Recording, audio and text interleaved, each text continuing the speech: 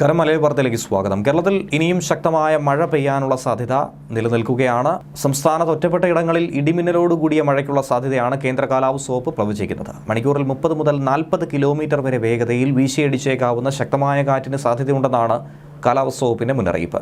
വിവിധ ജില്ലകളിൽ ഇതിനോടകം തന്നെ ഇതിന്റെ ഭാഗമായി യെല്ലോ അലർട്ട് പ്രഖ്യാപിച്ചു കഴിഞ്ഞു. തിരുവനന്തപുരം, കൊല്ലം, പത്തനംതിട്ട, എറണാകുളം, ഇടുക്കി ജില്ലകളിലാണ് യെല്ലോ അലർട്ട് പ്രഖ്യാപിച്ചിരിക്കുന്നത്. ഒറ്റപ്പെട്ട ശക്തമായ മഴയ്ക്കുള്ള സാധ്യത പ്രവചിക്കപ്പെട്ടിരിക്കുന്നു. നാളെ എറണാകുളം, ഇടുക്കി, പാലക്കാട് ജില്ലകളിൽ യെല്ലോ അലർട്ടുണ്ട്.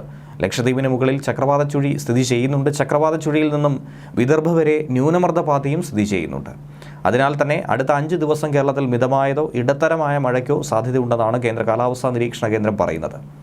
കേരള തീരത്തും വടക്കൻ തമിഴ്നാട് തീരത്തും ഇന്ന് രാത്രി 11:30 വരെ 0.5 മീറ്റർ മുതൽ 1.2 മീറ്റർ വരെയും, തെക്കൻ തമിഴ്നാട് തീരത്ത് രാത്രി 11:30 വരെ 1 മുതൽ 1.8 മീറ്റർ വരെയും ഉയർന്ന തിരമാലയ്ക്കും കടലാക്രമണത്തിനും സാധ്യതയുണ്ടെന്നാണ് ദേശീയ സമുദ്രസ്ഥിതി പഠന ഗവേഷണ കേന്ദ്രം അറിയിച്ചിരിക്കുന്നത്.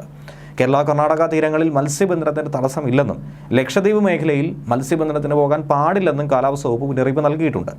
അതേസമയം അരുവിക്കര ഡാമിൻ്റെ ഷട്ടറുകൾ 25 സെൻറ്റിമീറ്റർ ഉയർത്തിയതും പ്രധാനപ്പെട്ടതാണ്. ഇന്ന് വൈകുന്നേരം 5 മണിക്കാണ് 25 സെൻറ്റിമീറ്റർ കൂടി ഉയർത്തുമെന്ന് സമീപവാസികൾ ജാഗ്രത പാലിക്കണമെന്നും ജില്ലാ കളക്ടർ അറിയിച്ചിരിക്കുന്നത്. ന്യൂസ് ഡെസ്ക് മലയാളി വാർത്ത.